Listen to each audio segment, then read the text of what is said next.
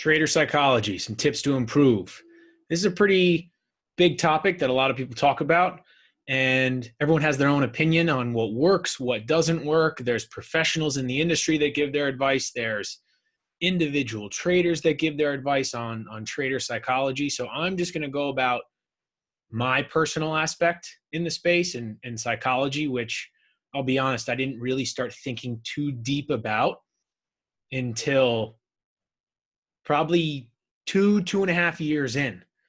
So I have some tips over here on the left. I got 7 tips, and there can be a ton of tips. These are just the ones that I figured were the most important.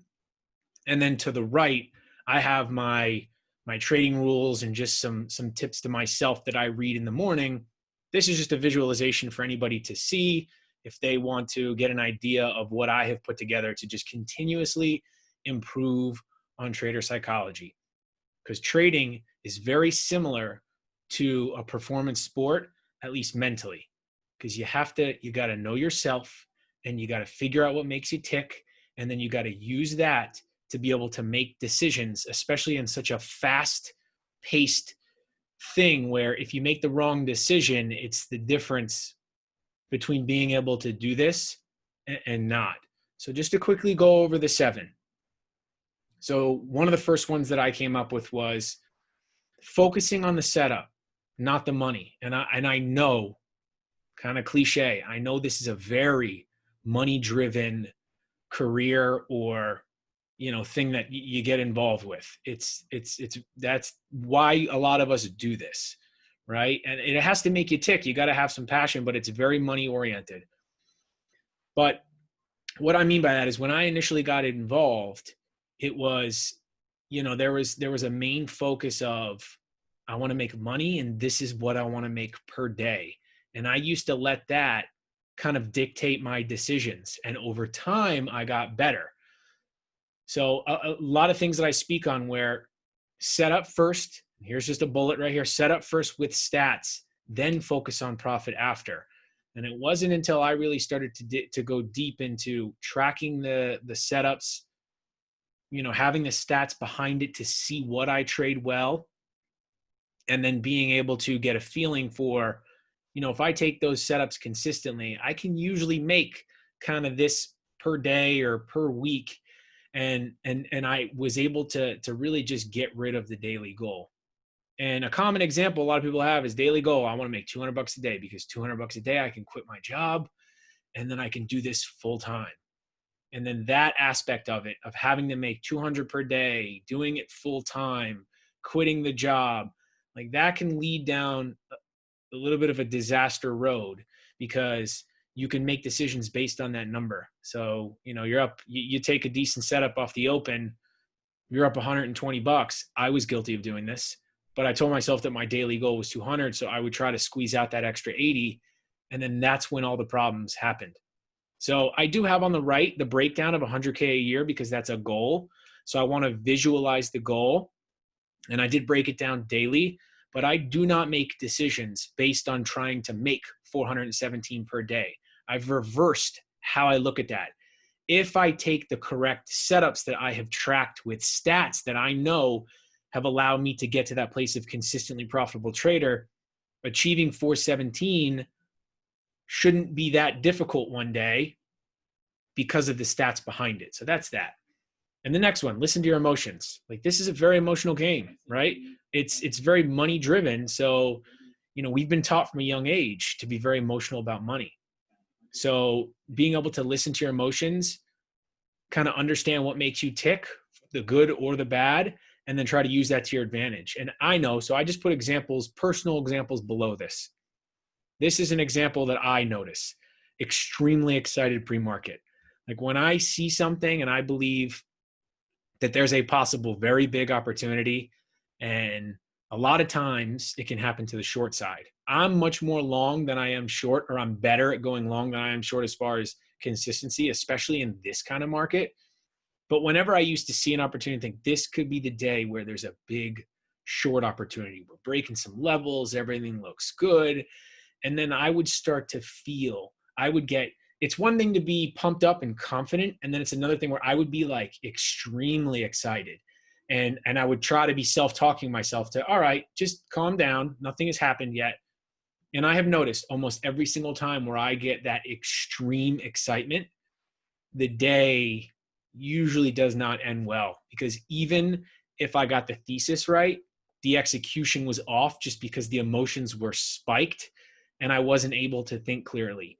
So I'm starting to listen to those. And whenever I feel like I'm very, like extremely excited, I know that I need to chill out and probably even just trade less size, you know?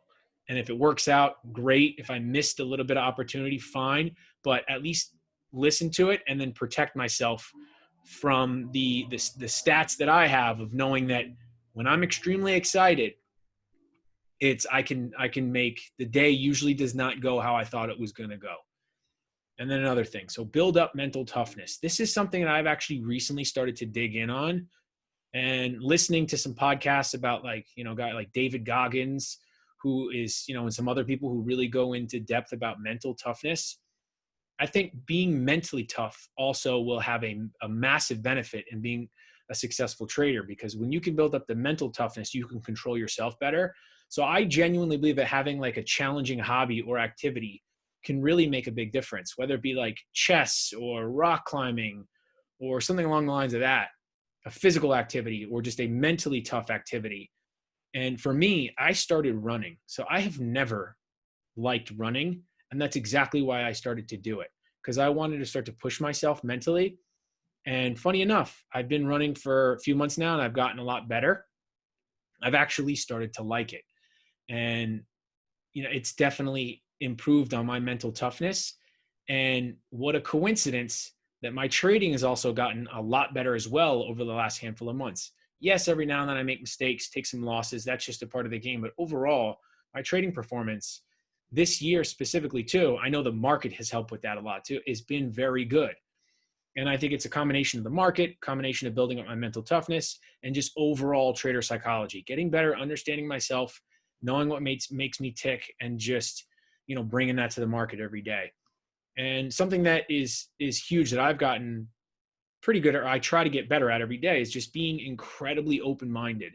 So having a thesis on what something could do, you know, maybe the market's looking really bullish, everything is gapping up, we're at key technical levels, and saying, I believe that there's some opportunities to go long today, but also having a thought process that if that does not play out, what could potentially be a setup to the other side. So being able to see the opportunity of, if this doesn't follow through, where would maybe, and then trying to position yourself into other traders' shoes. You know, where are they stuck? You know, I didn't see a clean setup to the long side and I was very bullish this morning, and now we're starting to sell off and then we're breaking key technical levels. Where would other people be stuck to maybe potentially see a short opportunity there?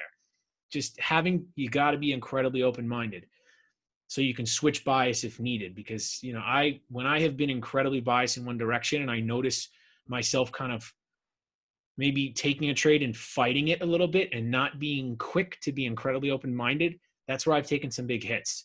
So constantly getting better at that, always. And then also a trading style to fit your personality. I think this is so, so important. You got to understand your flaws and you have to use that to your advantage. And as an example, this is just me, mine personally. I scalp to prevent bad decisions. I'm very type A. I'm very stubborn. I've tried a handful of things along the way where try to hold things longer, try to hold winners longer. And I'm super stubborn, and that's where I can get into trouble, where I start to hold things and I make really bad decisions. And I think I battled that for like the first 2.5 years of trading, because I kind of listened to a lot of other people and, you know, saw other people that were capable of holding their winners and felt like I have to learn how to get better at that too, rather than saying, let's take what everyone else is doing, but let's tailor it around my personality. My flaws is that I'm super stubborn and I can revenge trade and, you know, get angry and emotional. So that's why I started to scout, because when I take those quick moves, and I know I talk about it a lot, that 50 cents to $1, that quick momentum pop, and the moment the tape slows down, just get out. It prevents me from even having the opportunity to overthink it. Because the moment I start to overthink it is the moment that I start to potentially make a bad decision. So this is very important, a trading style to fit your personality. And I think that comes with just trading. You got to have skin in the game. You got to feel the emotions, and then you got to take pieces of information from everyone else and then figure out what you like, and don't worry so much about trying to do what seems to be right. And then when you get comfortable doing that, you'll figure out a trading style that fits your personality, and then you're on your way. And then also another very important thing that I don't think a lot of people talk about, external factors in health. External factors, couple examples, like things that are going on outside of your life. A bad relationship, whether it be, a significant other, you get into an argument with a significant other, a friend, you got issues with friends, or even, let's say trading is not your main income. Let's say you own a business, or you work a job, and there is issues within your business, or there's issues at work.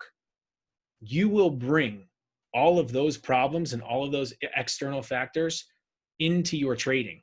So if things around you are kind of starting to fall apart, or you feel like they're falling apart, or there's some issues, and then you go trade, your trading performance will be bad, and you will see it. And it took me a long time to even realize that that was where some of the issues were coming from. Because I used to have some bad days in the beginning when some things outside of trading weren't going so great. And I just figured, it's just a bad day because I didn't listen to my rules, or it's just one of those days. It wasn't until it happened often that I started to realize, if things outside of trading aren't great, your trading will reflect that. So it's very important. And then also trading rules. This is super important. I've always kind of had them, but it wasn't until recently where I really broke down in detail. I should have done this a lot sooner. I kind of always mentally knew where I needed to be, but having it in front of me and reading it, and then building a little bit of a trading rule playbook that you listen to and you build your business around, and then I keep putting this up just so that way, if anybody comes across my videos who hasn't before, they can see what I've done. Really breaking down the playbook on the trades that I like, coming up with rules, max 3 trades per day, because I know if I'm taking more than 3, I can really start to overtrade, and then leads into all of the things I talked about prior, of bad decisions, stubbornness, holding losers. My performance goes down when I take more than 3 trades. And then have a max daily loss, so I can prevent the damage. Because the last handful of months, I probably had about 3 to 5 trades where, had I just had that and really listened to it, that I would have, like I mentioned prior, I'd have a few thousand more dollars in my account. And then just some examples: max trades per day, max daily loss, don't trade during lunch. I don't like to trade after the first hour because my hit rate just goes way down. So having some rules that can control everything else, because it's very easy to kind of know your rules and break them. But if you put it in front of you and you do your absolute best to follow those rules no matter what, and make a commitment to yourself, you'll keep yourself in check, which is so important in this game. It's keeping yourself in check, and it's avoiding trouble, which it can be very difficult to do sometimes, but with more screen time and experience, you get better at it. And that is the difference between somebody who can make it in this game and can't. And these are the tips that I think that if you can focus on these, yes, there are more, but if you can focus on these and get really good at these and get to know yourself, that you will put yourself in a much better position and get yourself closer to consistently profitable trader. So that's pretty much it. If you have any other tips or anything that you think I missed, or you just want to share with me, feel free to let me know in the comments. Trader psychology is super interesting, and I like to get a chance to hear other people's perspectives on it. And overall, it's just something that I think everybody needs to focus more on. So let me know, and otherwise, I'll see you later.